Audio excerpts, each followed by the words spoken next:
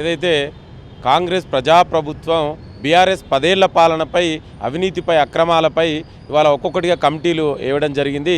దానిలో భాగంగానే కాళేశ్వరం ప్రాజెక్టు పైన ఆనాడు కాంగ్రెస్ పార్టీ మేనిఫెస్టోలోనే చాలా స్పష్టంగా చెప్పడం జరిగింది.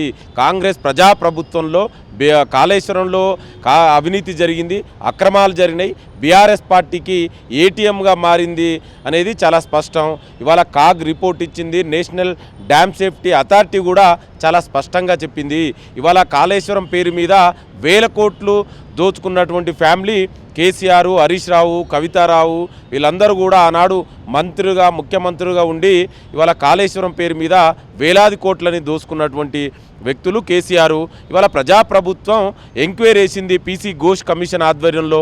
ఎంక్వైరీ కమిటీ ఇవాళ నోటీసులు ఆనాడు ముఖ్యమంత్రిగా ఉన్నటువంటి కేసీఆర్కు, అదేవిధంగా ఇరిగేషన్ మినిస్టర్గా ఉన్నటువంటి హరీష్ రావుకు, అదేవిధంగా ఆనాడు ఫినాన్స్ మినిస్టర్గా ఉన్నటువంటి ఈటల రాజేంద్ర గారికి నోటీసులు ఇవ్వడం జరిగింది. ఇవాళ నోటీసులు ఇస్తే బీఆర్ఎస్ నాయకులు అవాక్కులు చవాకులు వేలుతున్నారు. ఇవాళ కేసీఆర్ అవినీతే చేయకపోతే, అక్రమాలే చేయకపోతే నువ్వు నోటీసులకే ఇంత ఉలికెందుకు పడుతున్నారు?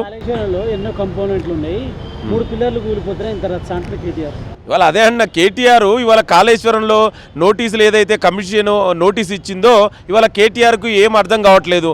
బహుశా మైండ్ దొబ్బి ఏది పడితే అదే మాట్లాడుతుండు. ఇవాళ కమిషన్ అక్కడ అక్రమాలు జరిగినాయి, మీ 10 ఏళ్లలో అక్రమాలు జరిగినాయి, కాళేశ్వరం పేరు మీద వేలాది కోట్లు దోసుకున్నారు, దానికి నోటీస్ ఇవ్వడం జరిగింది. దాంట్లో తప్పే ఉందండి? మరి ప్రపంచంలో ఎక్కడైనా ప్రాజెక్టు కడుతుంటేనే కూలిపోయింది ఉన్నదా అండి? ఇవాళ ఆనాడు కాంగ్రెస్ ప్రభుత్వంలో కట్టినటువంటి నాగార్జున సాగర్ కానీ, శ్రీశైలం కానీ చూడండి ఎంత స్ట్రాంగ్ ఉన్నాయి. అంటే ఇవాళ జరిగింది అవినీతి అక్రమాలు, దానికి నోటీస్ ఇస్తే కేటీఆర్ ఎందుకు ఉలికి పడుతుండండి? ఇవాళ కేసీఆర్ చిత్తశుద్ధిని నిరూపించుకోండి, కమిషన్ ముందుకు అటెండ్గా, ఆ తర్వాత నువ్వు ఏం జరిగిందో చెప్పండి. ఇవాళ కాళేశ్వరంలో ఆనాడు పనిచేసినటువంటి ఇంజనీర్లు చాలా స్పష్టంగా చెప్పారు, కేసీఆర్ ఆదేశాల మేరకే మేము నడుచుకున్నామని చెప్పారు. ఇవాళ ఆనాడు ఏమన్నాడు కేసీఆర్?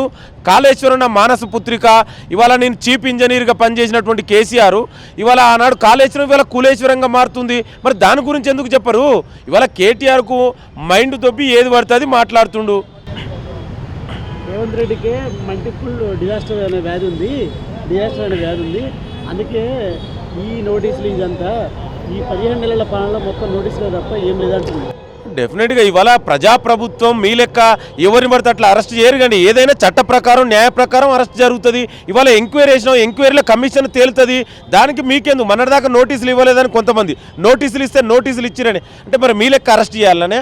గతంలో ఆనాడు ప్రతిపక్ష నాయకులు ఏ విధంగా మిడ్ నైట్ తర్వాత దళపులు పలగొట్టి అరెస్ట్ చేసి మీరు ఇవాళ ఈ ప్రజాప్రభుత్వం ఆ విధంగా జరగదు, ఏదైనా న్యాయ ప్రకారం జరుగుతుంది. ఇవాళ ఎవరికి మైండ్ తొప్పిందో ఇవాళ తెలంగాణ ప్రజలందరికీ తెలుసు కదా.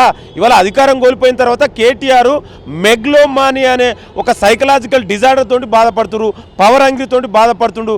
ఎంతసేపు అధికారమే శాశ్వతం అనుకున్నటువంటి కేటీఆర్ ఇవాళ తెలంగాణ ప్రజలు ఫామ్ హౌస్కు పరిమితం చేసిన తర్వాత ఈ సైకలాజికల్ డిజార్డర్ తోటి ఏది పడుతుంది కేటీఆర్ మాట్లాడుతున్నారు.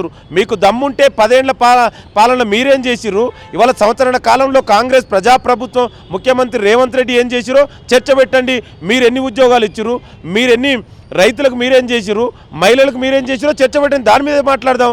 మీరు చేసింది అవినీతి, మీ అవినీతి ఇవాళ ఒక్కొక్కటిగా బయటపడుతుంది. మళ్ళీ దీన్ని కప్పిపుచ్చుకోవడం కోసం ఇష్టం ఉన్నట్టు మాట్లాడితే తెలంగాణ ప్రజలు అందరూ అన్నీ గమనిస్తున్నారు. డెఫినెట్ కూడా కేసీఆర్ విచారణకు హాజరు కావాలి, తన చిత్తశుద్ధిని నిరూపించుకోవాలి. అక్కడ అవినీతి జరిగిందనేది చాలా స్పష్టం. తొందరలోనే కేసీఆర్ ఇంకొకటి ఇవాళ హరీష్ రావు, ఈటల రాజేంద్ర కూడా ఇవాళ ఈటల రాజేంద్ర బీజేపీకి పంపించిందే ఇవాళ కేసీఆర్. ఎందుకంటే ఈటల రాజేంద్ర బీజేపీకి పోతే ఎప్పటికైనా ఇవాళ కాళేశ్వరంలో అవినీతి బయటపడుతుంది. బీజేపీ ద్వారా ఆయన ఏదో దీని కేసుల నుంచి ఉపసంహరించి ఏదో బీజేపీ రక్షిస్తున్న ఉద్దేశంతో ఈటల రాజేంద్రకి బీజేపీకి పంపించిందే కేసీఆర్. ఇవాళ వీళ్ళందరూ కలిసి డ్రామాలు ఆడుతున్నారు. ఏదేమైనా కూడా కాంగ్రెస్ ప్రజాప్రభుత్వం చట్ట ప్రకారం ఎంక్వైరీ నడుస్తుంది. ఇవాళ పీసీ ఘోష్ కమిషన్ తొందరలోనే ఎంక్వైరీ కమిటీ అయిపోయిన తర్వాత ఇవాళ ప్రభుత్వం దానికి అనుగుణంగా చర్యలు తీసుకుంటుంది.